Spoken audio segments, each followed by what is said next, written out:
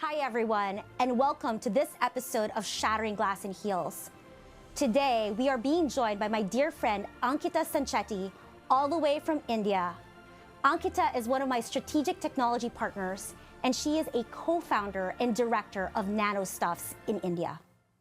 Hi, everyone, and welcome to this episode of Shattering Glass in Heels. I'm really excited about my guest tonight is one of my good friends and partners, Ankita Sancheti, who is the co-founder and director of Nanostuffs in India. Hi, Ankita. Thank you so much for jumping on the podcast. Christine. Hi. So I'm going to highlight a few things about you, aside from the fact that I'm so excited over the years that we've been able to partner together in various ways. But you're a co-founder and director of your own company, which is Nanostuffs, which is, software consulting company. Is that the best way to characterize it? And, but you yourself has been recognized as a really great woman in technology in India. You were a nominee for the Global Award for Women That Build in 2023, and was also recognized as the 2022 Entrepreneur of the Year by the Ministry of Electronics and Information Technology in India. I'm just so fascinated, just like meeting you and just getting to know you over the years. A woman in technology in India, that baffles my mind so much. Just knowing what I know about Indian culture, and I just really just want to really just talk to you about your story and your journey, just being a woman in technology in India. Like, I'm sure that you've had a lot of challenges that you've had to face, but tell us why tech, and tell us a little bit about your story. Sure. Thank you so much for the amazing introduction, Christine. So, obviously, when we talk about India, we all come from a very orthodox background, and there are a lot of gender stereotypes, as you might be knowing. So it's like boys can do anything and everything, but for girls, you are not even allowed to go out of your city for the studies. What you can do is only kitchen and kids. That's the only thing you can do in India. But I think I was considered a little and given an option, because the option I had was, once you prove yourself, then you can definitely do whatever you want. So I had to prove myself. I was a topper. That's why I got a chance to study. So here you have to have a chance to study. So it's not like you are born, so you will get the education. So it's very difficult in India. And I think sometimes you might even agree that when we all were growing up, we didn't have a female role models, right? Uh, Today we talk about Indra Nooyi, Shirley Sandberg, we talk about them. But when we were growing, we had to create our own paths. Sometimes we had to take a decision which are like little conservative, according to our family rules. But sometimes then it's like, oh, I have to do it, whatever is the situation. So that kind of journey I have had while growing up. I would also say that one very important thing which is very common between we all women is balancing work and family. So that is really difficult. When we talk about it, when we have husband, kids, in-laws, and in fact in India you live in a joint family, right? You don't have something like where you are all you're alone and then you are taking care of yourself. So in joint family you have to take care of their uh, expectations. And so this journey has been amazing, obviously, but these are the problems which I have faced, and I'm happily come across those things. I want to dive a little bit into that. So you said something so profound that you had to prove yourself growing up. I mean, to your family, to your parents growing up as this like kid who's not going to go down the kitchen and kids route, and that's a really big important role as a woman in India, and really proving yourself academically and wanting to study. Like, what was your parents' reaction to that? Obviously they must have been very supportive, but I'm sure and growing up in multi-generational families, is your point, right? It's not you're just dealing with your mom and your dad and your brothers and their opinions. You're dealing with everyone's opinions. True. How did you kind of navigate through that, just to prove yourself and then really fight the norm of wanting to go down that path? Yeah, so while I was growing up, boys always had that one extra inch of doing the things. So I was allowed to do not do certain things, and he was allowed to do certain things. So that gives me a pinch. Why I am the only one? right? Because even I have the same right, the way my brother has. So why I'm the only one doing those things? That was the first thing. The other thing was, my parents used to say, if you study, you will not get a boy to get married. So I was like, in India, it's like if you study, then you're not going to get a boy. So that's little difficult, and those are the things which kept me pushing, that I have to do it for myself. I don't want to be dependent on any boy to complete my all wishes. I love that. And so you went to school and you also got top honors in school, Yeah. which is super impressive. So and then you met Nish at college, right? That's how you and Nish met Yeah. as well, who co-founded this. Talk to me a little bit about that. You go to school, you go to college, you top honors, and then you decide to start your own company, which is again another like stereotype that you're breaking as a norm as a Yeah. woman in India. Talk to me a little bit about that, right? It's like, and at what point within there I know you're married with kids, like, at what point did that happen, right? Because in India it's like a wedding and getting married is such a big deal, really Yeah. really big deal. And so, kind of like that pathway point around, you deciding to start your Mhm. own company, and also your decisions around taking control about, getting married and charting your own path around that and starting your own family. Sure. So when I went to college, I was very young, 15, 16 years. When after 10th grade, we went to diploma, and I was pretty much good with the programming. So when I came out of that college, where Nish and I was, so he was 2 years senior to me. One of our professor told me that I had some financial issues. So he said, why don't you go and meet Nish and you guys work together? Because he's already settled and doing some freelancing work. And that's how I met Nishant. And then I told him that, hey, can you give me some work? And that's how I started working on different freelancing websites. So I am independent since the age 16. So that's where it all started. And at the same time, I had to be in toppers list because that was the only way to save the fees. Otherwise, I had to pay the fees from my parents' pocket, which was little difficult at that time. So that's how we actually started thinking about why not to work together. But after 3 years in college, as I was topper, I got the dream company. So in India, there are concepts like you get a basic company, you get a dream company. So I was fortunate enough to get Oracle Hyderabad to work with. I got a chance to visit US when I was hardly 21, which is a very big thing in India, that company is sending you to outside country for work. So that I did for a year. Then I realized, my father told me that if these guys are paying you, let's say X amount, which means they'll be earning 2x from you. Why do you want to work for somebody who will get 2x? Instead, you work for yourself and get that 2x. That's a typical Marwadi thinking of a businesswoman, right? Yeah. So it's like, whatever money you are getting, that you should get it for yourself, not for your organization. Yeah. So that's the entrepreneur inbuilt in me, has thought that Nishant and I should work together. And then we started this organization with 2 employees, and now we have 200 plus employees. That's so exciting. Gosh, I didn't realize that you went to college at 16. You and I have that in common. So, except that I didn't go to programming school. I went to school for opera and singing. And classical music in the Oh, US on a full scholarship. But that's, to your point, that was also the thing where I was always down the route of wanting to be a performing artist and an opera singer, and was kind of working and gigging and going to school at the same time, where failure was not an option because I had to exactly. support myself and I wanted to kind of earn. And so, yeah, there's just something about like being tossed into the wind, right? Like Yeah. Yeah. to kind of And sometimes survive. it's not only about supporting yourself, but even you have to support your family. I'm sure you must have done that. Yeah, no, and that's something that people don't understand, because you talk about discrimination and in the US, and that's something that a lot of my American counterparts don't understand, because culturally within Caucasian and American culture, they don't have the same multi-generational family support that we have. So, I support my nieces and my nephews, and they don't, people don't see that. I mean, I've been divorced, so I'm not currently don't have a husband, but I'm in a committed relationship with her. But they don't understand that you have other responsibilities that may not be within your household. And during the pandemic, one of the people on my team who was living in the United States, she was Chinese, called me and said, hi, we're all living from home.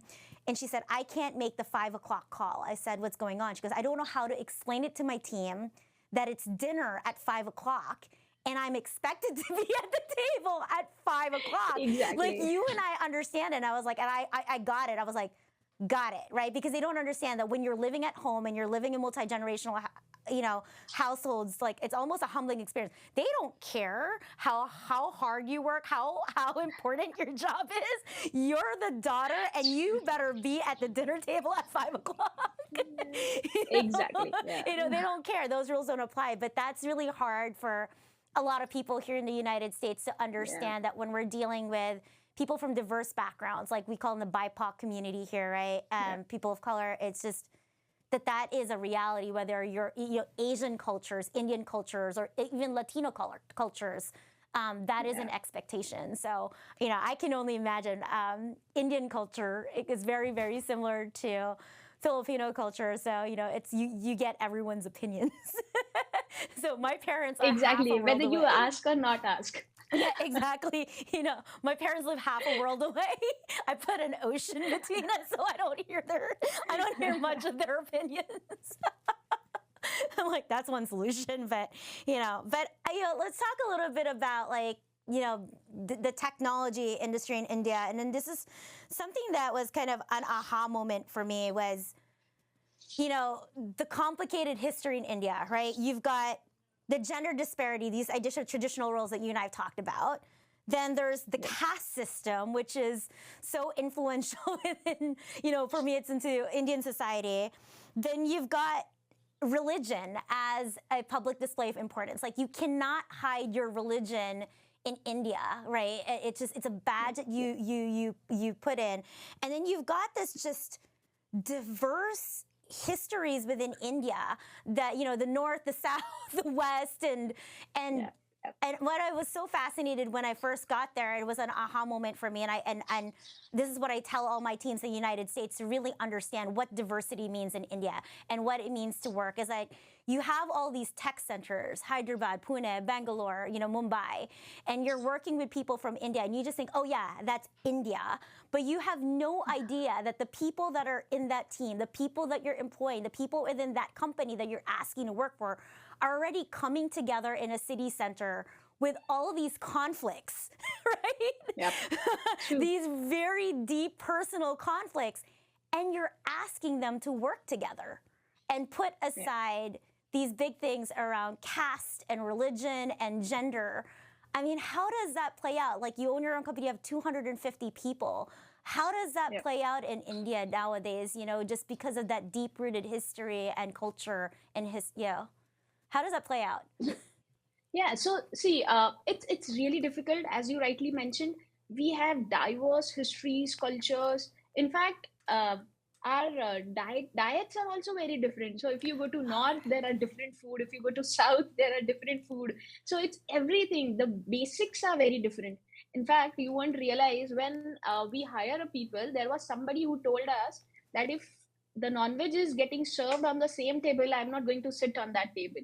So that kind of diversity is there. Wow. So it's not like they don't want to respect that, but because of in culture, they are born and brought up like that they are saying that veg and non-veg are two different. Then there is a caste system where scheduled caste they don't get that much importance when it comes to technology, because they are from a scheduled caste. They look a little different. So people are not aware. So what I always think is, as an organization, what we need to do is just raise an awareness. We have to tell them, we have to educate them that these are the things. Because even when I was growing up, when I went to Hyderabad, that was a south part of the India, I didn't realize that there in a lift, everybody would be putting up some flowers around their hairs. So I was like, what is this? I am not going for a marriage. Why do they have flowers in their hairs? Right? What then was I that? realized The flowers. so it's like, so it's like in India we call that gajra. Okay, and that's pretty much every woman in south mostly does. and that's their tradition. But for me, coming from Maharashtra, I was like, what is this? I even don't understand. I'm 22 and I don't understand what is going on. So from American perspective, I understand it's more difficult, right? Because even living in India, it's difficult for me. So from US culture, it's going to be more difficult. So I always think that we have to respect that, because what happens is sometimes you just say it is like that only, ignore them. We can't do that, right? we Yeah. we have to have an inclusion policy where we say that let's come together, let's talk about cultures, let's talk about your celebrations, our celebrations. In US, Christine, it's all about just Christmas, right? Everybody is excited about Christmas, and probably the Thanksgiving thing. In India, every month, every state have a different occasion. Okay, so every month there will be some state who is celebrating something and people are taking holidays. So even for people sitting outside country, it gets difficult that half of your team was not on here on January, and half of your team is saying I have to celebrate a festival in March also.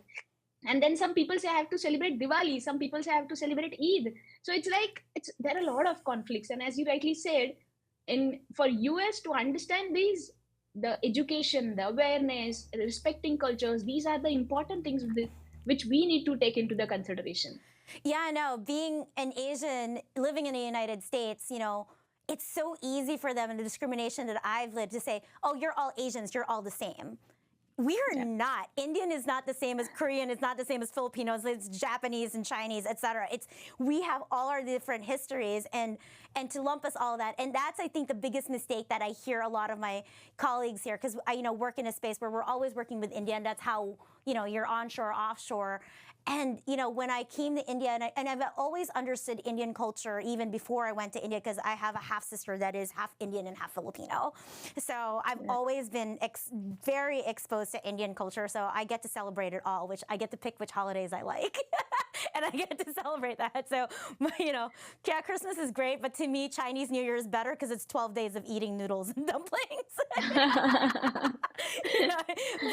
in all honesty, though, like, that opened my mind a lot to like just the kind of corporate conditions that people have to work in these tech centers in India.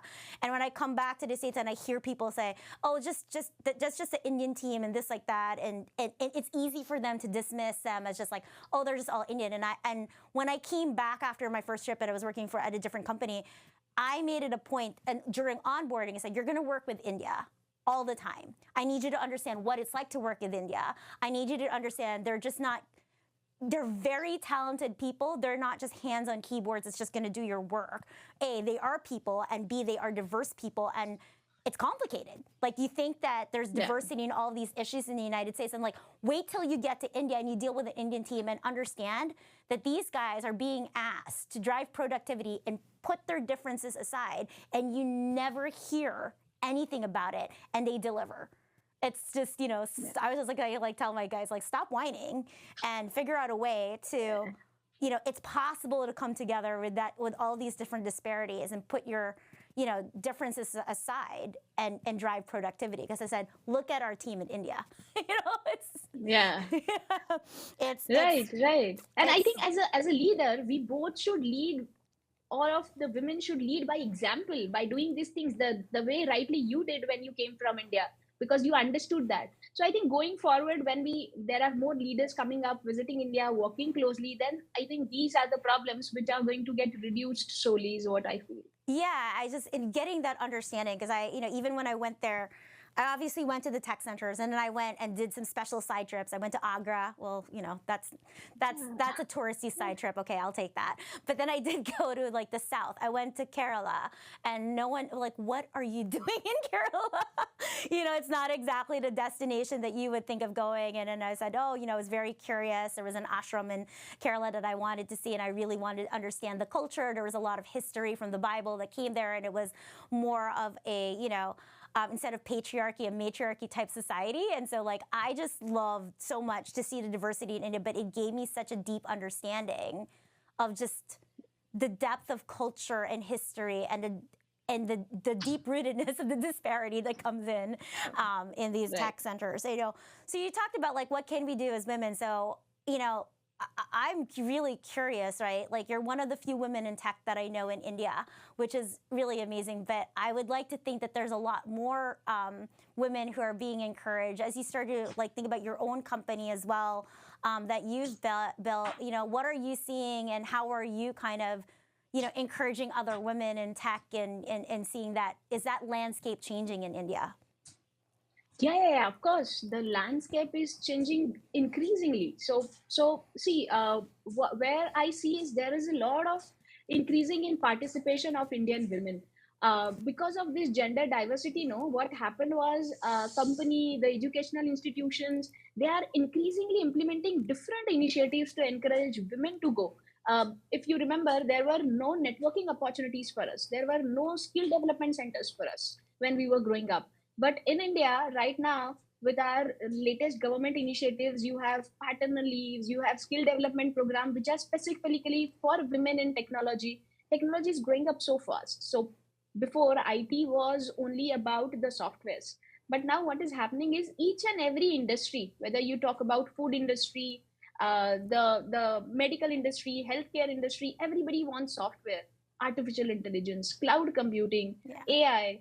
These are the things where you need skill development, right? Everybody is engineer, the girls are just, they're just finishing their engineering to get married and just sit at home, and they are you won't believe, in India what is the culture right now is the girls are engineer just because when a boy is getting married to a girl, just because she's an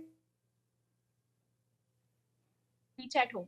Okay, so that's the perspective people have right now. Okay, but with these skill development programs, with this involvement of government giving these holidays, even after COVID, you have flexible working hours, right? So those utilizing those flexible working hours, utilizing that work from home ability. So these are the things which I think as a woman in India, there are a lot of things which are happening. In fact, there is a program called Shark Tank. I think that's from Yeah. US only, and Yeah. now it's in India. Shark Tank India. You will see a lot of women-led up startups. You will. I mean, I was so surprised when I saw that because, as you spoke about diversity and everything else, even here we don't understand. In Kerala, somebody is making a banana chips out of coconut oil.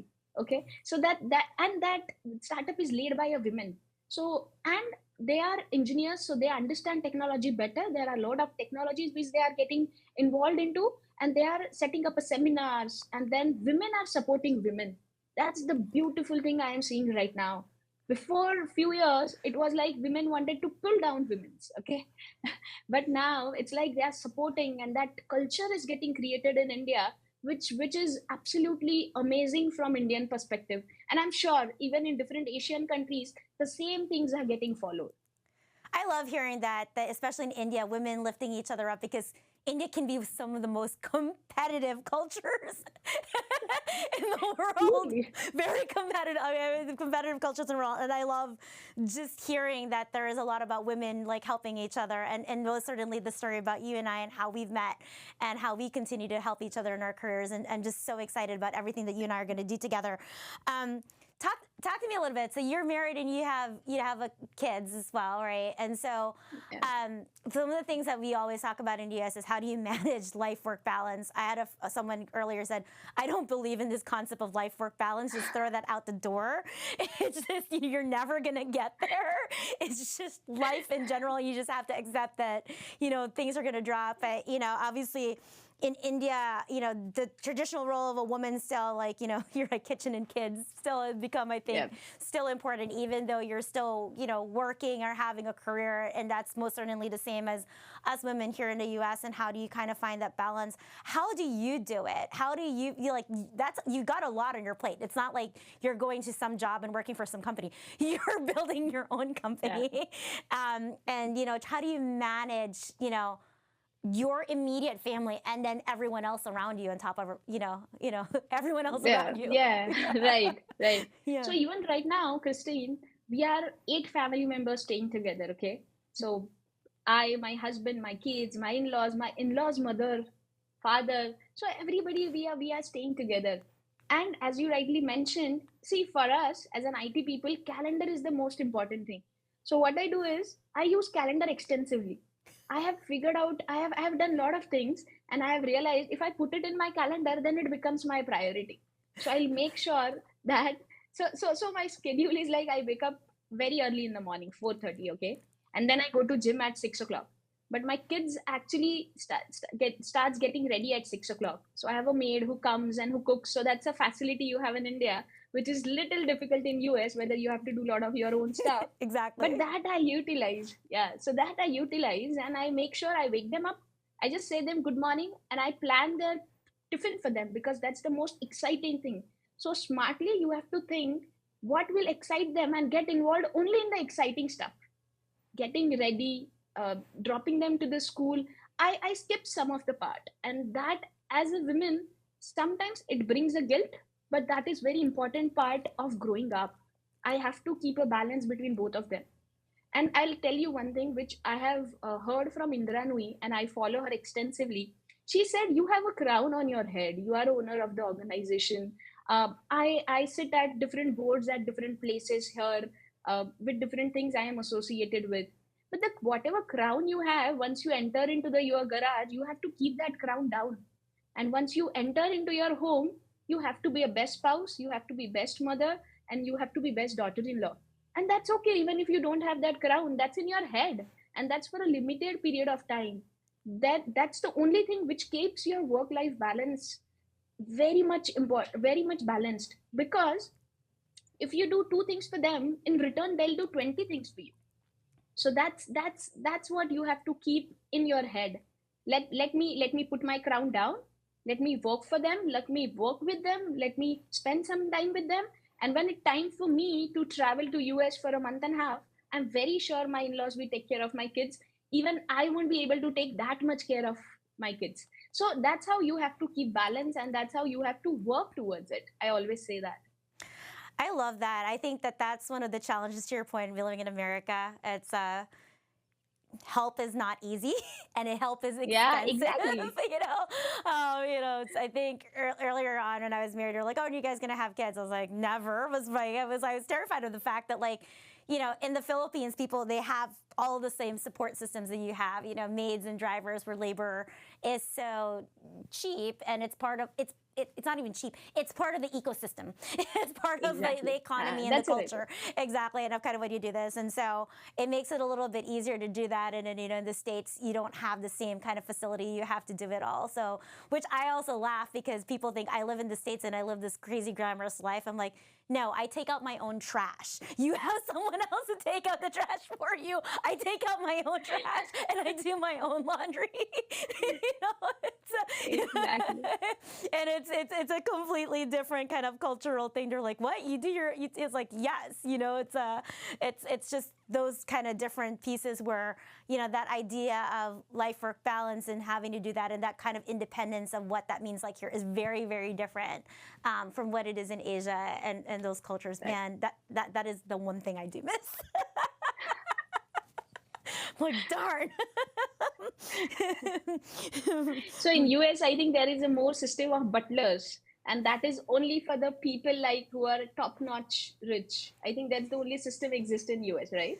Not well, yeah. I mean, you got caretakers. It's not like they live in your house or they just come in, or like you pay them for the service that you have. So you always have someone like to mow your lawn. Sure, they'll come in on a Wednesday. You pay them to mow your lawn like every Wednesday or whatever that Right. is, right? Like people who kind of come True. in and out, but it's not like. But it's to take some of the chores out of it, but to have someone like cook and clean and your kids, that is like a absolute luxury that is for the rich and the wealthy. And Yeah. not something that you just have like could afford on like a daily basis, or you could afford someone like part time. And so, and Yeah. then what's also fascinating, I don't see it in the cultures of like immigrant cultures here, from coming from Asia, et cetera, or even Latino cultures, because the family system works really well to kind of jump in. Yeah. But if I look at some of my Caucasian real American counterparts, like, wait, you want me to take care of your kids? I'm not doing it's a very it's a very different kind of culture. It's cold, and this idea of like, okay, when you're 17 or 18 and you're gone, you're out of the house. And it's a very different kind of like set of family values that keep everyone kind of together, or where like, you know, a grandparent would happily volunteer to take care of the grandkids, you know, but, you know, especially for like an extensive period of time, like don't even ask. Don't even ask. You know, it's a very, very different culture from that perspective. So, you know, we talked a lot about different structures within India, you know, that are now making it easier for women to work. One of the things that like was struck me about the corporate city centers there is like they're campuses, and they have everything in the campuses everywhere, from like gyms and showers. And gosh, one of the companies I worked for had the most impressive kitchen, because to your point, do you want North Indian food, South Indian food? Do you need Western food? And like these big ovens that make naan and roti. And I was just like thinking, oh my God, this is incredible. But also like providing childcare and things like that within those facilities. That's just normal in India, right? Like that. Yeah, very normal, very normal. Because that's how women are actually, as you rightly mentioned, women are actually coming out and working, because that gives them that support system. Because both are working, husband and wife are working, and even in nuclear family here in US, I think the play schools are very good, and then you have a trust system, you have a trust with them. In India, the play school culture is not that much developed, so it's very important for parents to have kids near them, and that's why these companies want that talent. And for that talent to have in their organization, they are providing all these facilities. Yeah, no, it's just so different, very, very, very different from what it is here. I mean, I just love this conversation so much, because part of me is just, you know, writing the book around what it means to be an Asian woman trying to climb up the corporate ladder in the U.S. and some of that discrimination. You know, I think you and I have talked a little bit about it as well. It's like there's a lot of similarities around like what I've experienced in the U.S. to what that also is look like in other, you know, outside of the U.S. and cultures. And I was just also really just fascinated just to talk to you, because like India as a culture, and just, you know, some of the antiquated systems and ways of thinking that are there that have being challenged. And it's so exciting to see people like you coming up to challenge that with so much energy and so much fire. And just, I think, you know, as you think about your kind of career growth, like it sounds like you've had some really good mentors and people who've really been very helpful and supportive of you. In what ways have those mentors and networking played a role in kind of your growth? And maybe can you give me a little bit of comment? Were there a lot of them were like men, or they're mostly women, or were there women mentors that also kind of, you know, brought you up? Like, how is that landscape changing? Maybe just add a little bit of conversation in that. Yeah, sure. So see, mentoring is very important. When I was growing up, as I mentioned, one of our professor told me that you go and meet Nishant, because he's also working independently and you're good with programming. So that mentoring was very important when I was in college. So at every stage of your life, you need to have a different mentor. So in college, my professors were my mentor. Then I know somebody who has started his own startup, and now with 2 or 3 employees, with 1,500 employees, he's completely out now. So he came few years back in my office, I think 10 years back probably. He said, Ankita, what is your niche? I said, I don't have any niche. We work on everything what client says. He says, no, when you are entering into a organization and when you enter into the business, you need to have some domain specific fixed. That was a kind of mentoring which I got when I was actually just started with the organization. Now, when we are entering into a product, then I have a different set of mentors, our investors, who says that you have to think beyond what customer needs. You have to go one step forward from what customer demands. So I have a different kind of mentor when I am here right now. Unfortunately, I didn't have any women mentor directly, but yeah, I consider my mother as a mentor for all the while growing up, the things which she has put it into me. But professionally, if I talk about it, we don't have women mentors. But now the things are changing because of this diversity, inclusion, all these words are coming up. Women are actually getting chances. As I said, Indra Nooyi, when I see her, Shirley Sandberg, when I see her, I feel, oh my God, they are way behind what we were thinking. They were before us, and still they did so many things for us. So from that perspective, mentorship, networking, it's very important part as a woman when we are growing into a country where women are not given even enough opportunities. So when I think there are a lot of mentorship programs which goes on in the organization, where we tell women that don't sit at the back of the back of the hall when there are some sessions going on. Come and sit in the front, because of the fear that they are not capable. They might not get the same mentoring as men's are getting. They might not have that capability of speaking in networking which men's are getting. They are thinking in head themselves and they are sitting behind. Why should we do that? Right? You have to come in front. While I was growing up, I got mentoring because I invited people to visit my office. Right? I spoke with my professors that this is what I'm going through. I need some work. Tell me something about it. What can I do? I have to be forefront about what I need to talk, what I want in my life. So women specifically getting those mentoring right now. As I said, talk about Shark Tank India. In Shark Tank India, you have women leaders sitting in front of you and telling you the things which you should do in your life. So they are becoming indirect mentors. And Christine, sometimes I think you reach at the stage where mentors actually choose you because you have done incredible work in last 8-10 years. I'm very sure that mentor chooses you. The way you have written a book, absolutely great. And now with that book, I'm very sure the big writers want to come and say, Christine, can we help you? Yeah. You have done such a good work. So those kind of thing women needs to think when it comes to mentoring and networking with different people. No, absolutely. And I think that's the same with me too. It's like when I look about the people that I've mentored, right? It's not because, it was a forced relationship, it was like kind of an organic relationship. And a lot of times, like what I look for and where that is follow through, right? It's because to me that's important. I don't want to, give up my time to someone who's not going to really appreciate that, or there's nothing reciprocal right that. So like someone who shows like that initiative, that hunger, or just kind of that respect to really want to that. I tend to invest my time with people like that because it's you really, that's with the people that you want to help, is the people who are really kind of hungry and who are looking for that. There are some people who just say, "Hi, can you be my mentor?" And I'm like,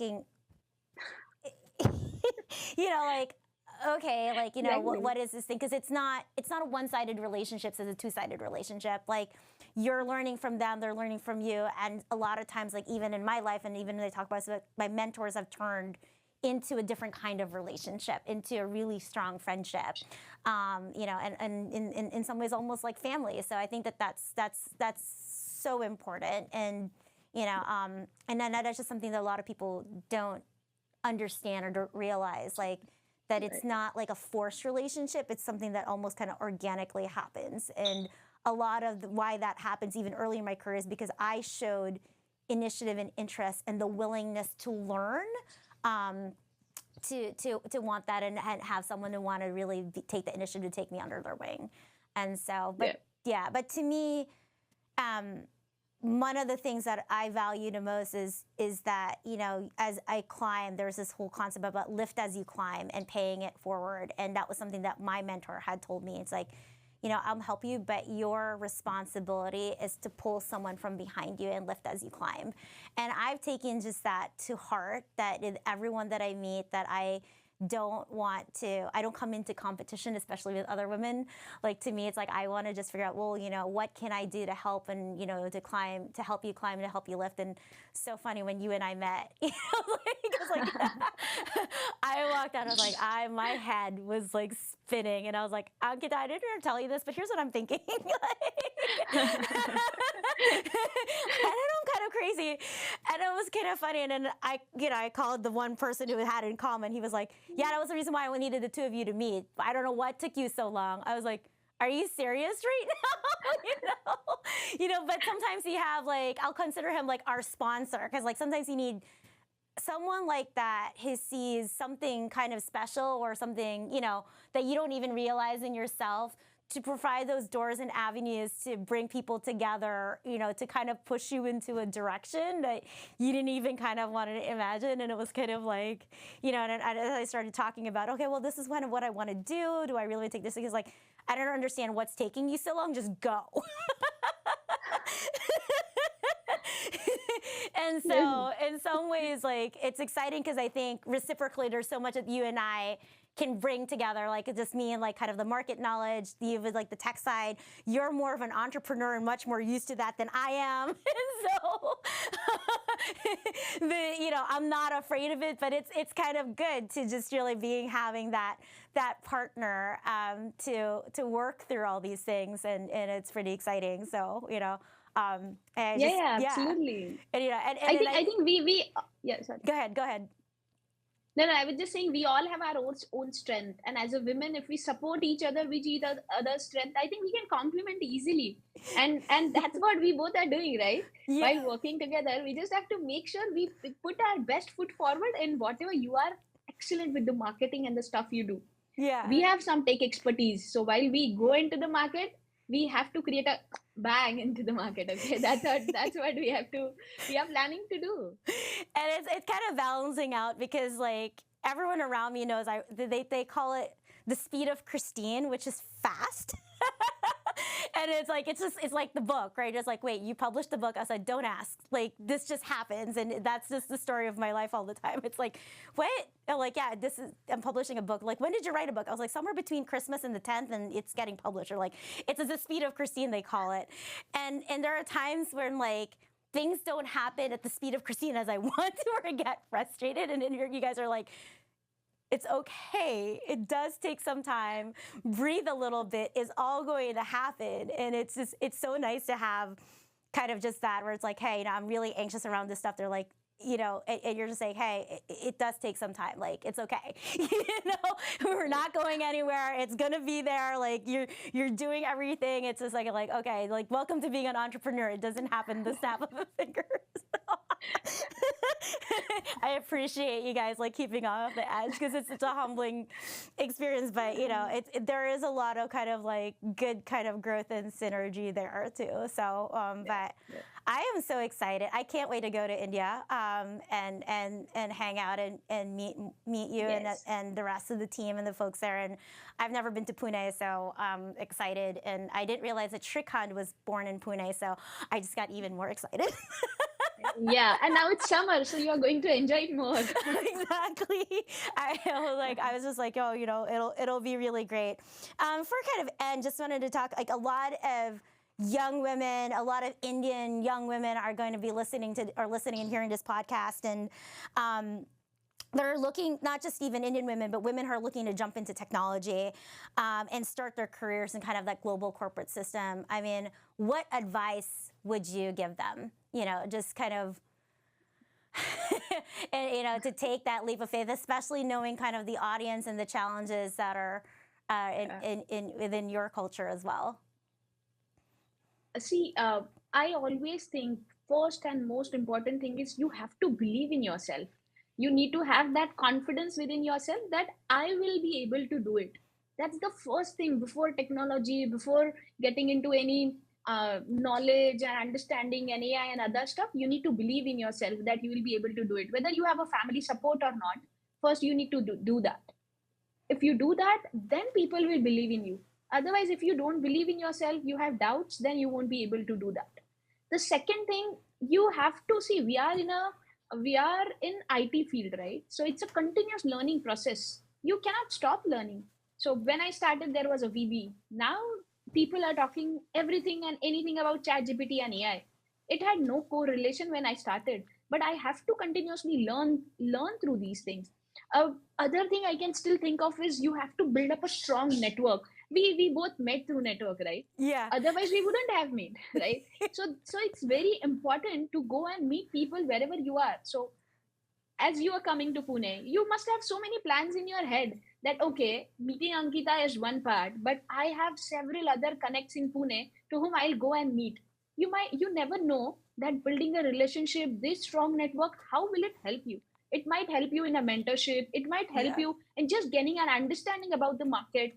or just have a friendly conversation or a coffee. Okay, so that kind of thing women have to think. um, then you also have to think about that we have been talking about diversity and inclusion so many times, so that also we need to think, right? So inclusion, it's about gender discrimination. Even if there are top positions which are available, don't sit back, just go and tell your manager that I think I am capable enough of getting the equal pay, I am capable enough of getting the equal opportunity, I am capable enough to get and sit onto the vice president chairs, I can sit on the conference table rather than the seats behind the conference table. So I have to speak for myself. These are very important thing when you go out and start your career in technology. You cannot be a backbencher, which I keep saying, I keep telling people around me, don't be a backbencher. What will happen? You'll make mistake once, twice, thrice, fourth time, you will be like, I am a pro, I am not going to make any mistake. And even if you do, you will make new mistakes, you won't be repeating your old mistakes. So these are the things which women, like people who will be entering, they need to think about these things. Okay, and um, instead of thinking what has happened previously with women, think about the new generation women, think about, have a modern thinking. Don't think that uh, I should not speak with. So in India, even you will agree, when I was growing up, you, even if you speak with a boy, that was a sin, you won't even believe that. Yeah. But now, when we are growing up, we have to be a modernized thinking. We have to think it's okay. You are talking about your work. You don't have any other intention other than what you want to achieve in your life. So just believe in your dreams and forget about all the orthodox thinking. Just go into the water and swim now. That's the only thing women needs to do. I love it. Just forget about the unorthodox thinking. Yeah, you're laughing. Yeah, talking to a boy was a sin. And I think my generation of my parents, going on a date without a chaperone was the norm. You didn't go out on a date with a boy by yourself. You needed, there was always people around to facilitate the date and a chaperone. So I totally get that, but, that orthodox thinking and, but I just, one of the funny things as well about India, to your point, like you said something about like, oh, you don't understand. There's just so much complexity. I think I was in Mumbai, so I entered the hotel, and the hotel basically put like like the or whatever, and and I just and like the scarves and everything, and I kind of went in, and I was like, okay, great. I was like, okay, we're going to the office. I'm like, okay, great. I was like, do I take this off? I didn't even think about taking off or whatever. So then we go into the office, are like, and apparently guys are like, did Christine go to temple today? And I said, no, I didn't go to temple. It was the hotel. I just, it was kind of one of those, like, I didn't take it off because I didn't want to offend, and I just thought it was a blessing, so I left it. And, when you talk about, like, being in a strange place, like, did you do the right thing? And, like, the flower in the hair, and I was like, that was also what I thought in India. I'm like, I don't want to offend anyone. Do I take it off? Do I not take it off? And I go to the office, they're like, did she go to temple? Like, it's like, you're like, great, thanks, I appreciate that. Keep talking to me.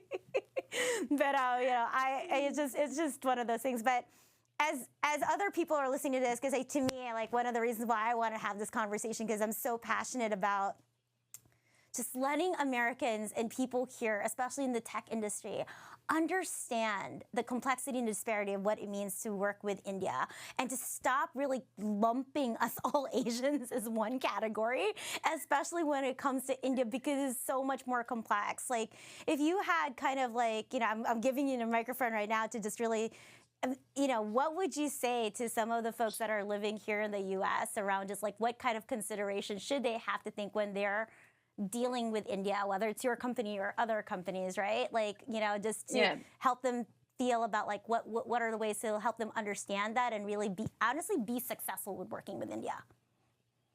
Right. See, I think we, as an organization, there are a lot of investment which happens, right? So can we put something to invest about the cultural stuff? Because that will make a real difference. We have a lot of investments through healthcare industry, so medication, the mental health programs. There are a lot of programs which are happening. If we can do just one training program for our cultural training and awareness, that is going to make a huge difference. And then we actually adapt, the people who are working together, they adapt the communication styles, they understand. So see, sometimes what happens in the language which I use in Maharashtra, it might be offensive to the people in north or might be offensive to people in south. So while working together, they don't understand this. But if we raise that a special training program, people will understand this guy didn't mean this. So that will have a little good, I mean, a lesser complexity and good relationship working with them. So that's the first and very important point. Second point I could think of is, see, we have to be a little bit flexible and adaptive towards what other person is thinking. As I said, somebody is taking holidays in January, somebody is taking in March. The manager from outside the country comes and shout at the team. That actually creates a lot of bad uh, behavioral issues in the team itself. They are like, you are allowed to do anything you want, but I am not allowed to do. From manager perspective, they all have to take a holiday only in January. But from Indian cultural perspective, those are the different things which are happening. So we have to be a little bit flexible and adaptive in terms of these things. And the last thing I could think about is, you should seek input and the feedback both, right? Because once you get the input, you understand, you process it, and then even whatever your the thinking which you are doing, as you, I mean, I truly respect you for that.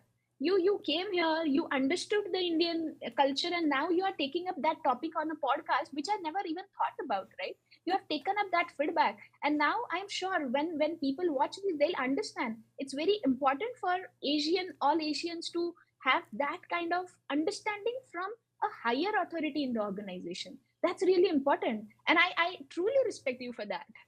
Thank you. No, I mean, I think things that are going through my head is that I've had a 20 plus career, and I've worked with various companies with varying teams in India. And so the thing that I'm trying to balance is, I'm still in touch with all of my teams from all those different careers in India, and I still have a good relationship and friendship with them. So I have like two of the women that live in Bangalore. Like, are you coming to Bangalore? I'm like, are we going out to Sizzler? Are we going shopping? I was like, I don't think I have time. I can go to Pune and maybe go have lunch in Mumbai and then go home. And I'm like, I can't do the grand tour of India this time. And they're like, but you're already here. And I'm like, oh my gosh. That's a little bit of what I kind of balance. And honestly, I look back, I don't think there's a lot of people who have that good success in India. And I'm one of the few people who have, and really deep, great relationships with people that I have worked with in the past. And again, the fact that I'm still in touch with a lot of them, and even though I don't work in those companies anymore, and we keep in touch on Facebook and LinkedIn, and that the prospect of me coming to India, they're just they're the first people to champion me as well. So I really do feel that and to me, India is very, very near and dear to my heart, because I just the talent that's there is unbelievable. And I just think that there's not a lot of people who know how to tap and motivate into that talent. And part of it is just again, the biases and the discrimination that's so easy for people to dismiss. Oh, that's just India, which is the same bias and discrimination that I get as an Asian woman executive in the US. Oh, you're all the same. And I'm like, no, I'm not. I really am not. And so, which is, kind of the reason why I really wanted to ask you. I was so excited to just have you in the podcast, and you're like, what questions are you asking me? I'm like, I'm going to ask you these questions. Are you okay? They're like, okay. I'm like, okay. And I love it because you and I love our relationship in the sense of I'm thinking all these things, you're thinking all these things, and we pass emails and text messages to each other. You don't get the context when you and I, you don't get the context. And it's like, is that yeah, or just yeah, okay, whatever. And every time I talk to you, you're like, Christine, it's a yeah. let's go. Like, you know, I'm with you. So I'm just so super grateful again for the friendship and for you coming on the podcast and just the great, amazing things that you and I are going to do together. I can't wait, and I'm waking up every single morning to try and make everything happen as possible, and you know that. And you know, on both sides. Forget of the about spectrum. morning, Christine. I would like to stop you here. Forget about morning. Even at the night, you're always available, huh? You're continuously testing, and then you'll say, "Oh, even I'm up. If you have 10 minutes, if you want to reply me, that's okay. I'm up." Usually someone said to me, "Do you ever sleep?" I'm like, I do. I think sometimes I'm up a little bit later than the normal bedtime because it's not just, I think I'm also dealing with Philippines. And so, I'm probably up talking to my brother or something like that, or like the creative team in the Philippines. And I'm just like, okay, I'm still up, or like I can't go to sleep, or like my brain's just still thinking. And I'm like, okay, I'm still up. So like, but yeah, so it's a bad habit. I need to get more sleep. But then the funny part is like sometimes our weekends are like, where is she? She's like asleep for 16 hours straight. I'm like a battery. Like you just have to charge me like 16 hours, and I keep going, and I hit low bat, and then you charge again. But yeah, no, it's pretty, I don't know, it's a kind of weird work ethic, but I do hit walls every now and then. I'm like, I can't anymore. But I think what drives me is like right now, it's like I know that you and I are working on some really exciting things together, and I don't think about the time. I just know that I'm passionate about it and I want it so badly that I am just gonna pour my heart, my soul, and my energy into all the things that I really love, and to me it's important, and that's so if the thinking comes at 10:30, 11 o'clock at night, the thinking comes at 10:30, 11 o'clock at night. So yeah, but then I also know it's like, you're still up. So I'm like, hi, But I also know this about India, right? You said you get up super early, take the kids there. This is also one of those cultural nuances that I realized when I was there. In the US, you're at the office by 8 o'clock or 9 o'clock, right? Everyone kind of comes there. In India, forget it. Don't make a meeting at 8 o'clock or 9 o'clock. Do the meeting at 11 or 12. And I was like, why? I was like, because people are taking their kids to school. That's their morning and all this stuff. And then I remember saying like, yeah, but they've got maids and drivers to do that. I'm like, no, that's like the morning routine. But in India, you do come in and start later, but you also work US hours, which also extend your day. So you kind of flex in a very, very different way. And that's kind of how the culture is like built around. And I was like, oh, I get it now.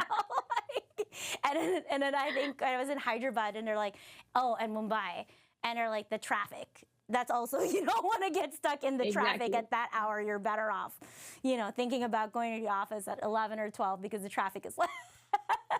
So I was like, these are like the cultural nuances. Like people don't understand, and I've understood just being there, and really truly appreciate, the time zone surfing, and et cetera. So like that's also changed me as a leader in the United States.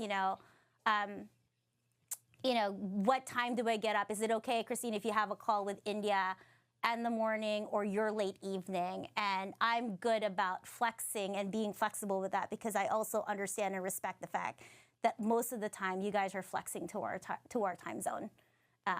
And to serve those clients, and it's very, very different. Again, these are part of the cultural understanding. I think you're not going to come back with a program and get get this off the ground. But to me, it's important, and and you and I are working on a lot of things together. And I think to me, it's important to shed a light on that. When I was in my another company, it was something that was really important to me, and I think a lot of my colleagues in India really respected that, and I think no one really understood the success that we had with India and why it was so fluid, because I did put these training in place with the US team to help them understand those nuances, to really build that team dynamic. And to me, it's really, really important. And I know that a lot of companies don't understand that. And to me, it's important to cast a light on that, because it's the biases that you're experiencing on your side are also the same biases that I'm experiencing on my side, in just a different way, but they're the same. Yep.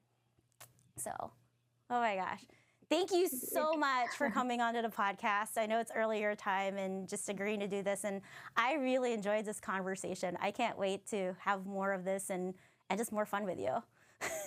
Yeah, thank you so much, Christine, for inviting me. Thank you Oh so my much. gosh. And I am equally excited to host you first. And then I think there is a long way to go for us to work together. Yeah, I'm figuring out all of those details right now. So, the question is, I think, am I coming from London or am I coming from Tokyo? But I'll figure all that out. But I'm definitely coming. Yeah. So whether I Yes. come from those places or not, I'm definitely coming. It's a far way from California, my friend. Yeah, it is. But I'm really excited about it, and I'm so excited to make that investment. And it's important, and I want to be there for all of it. So Yeah. and be there for you. Yes. So awesome. Well, Thank you. Thank you We'll so have much. a great rest of the day, and I'm sure you and I will talk some more. And thank you. Oh, wait, Thank one more you. question. Sorry, I had one more question. I'm gonna get killed. This one's a fun question.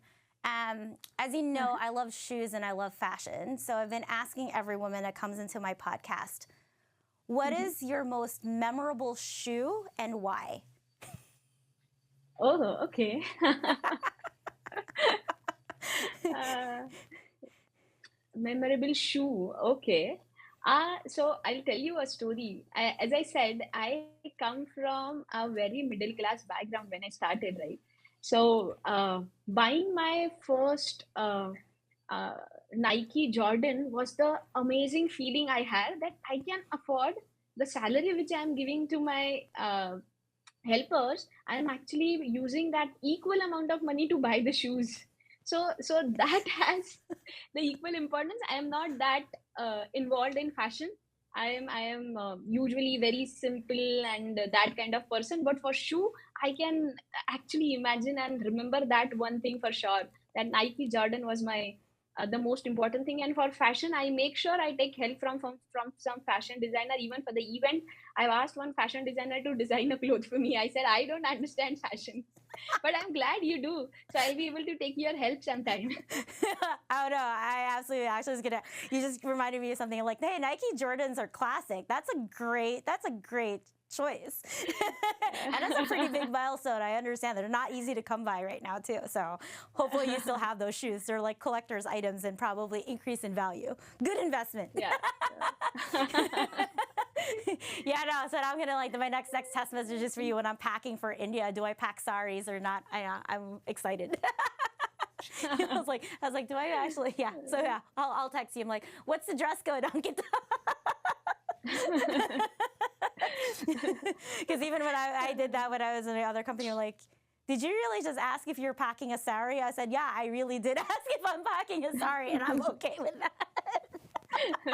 But glad you wear sari also. That's a great thing. I have a few that I picked up when I was there. So yeah, so I'm ready for the occasion. Great.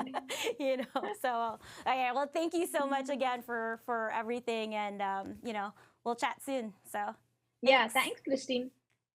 Thank you for listening to my podcast. I hope this has inspired you to continue the fight for equality, challenge stereotypes, and lift as we climb.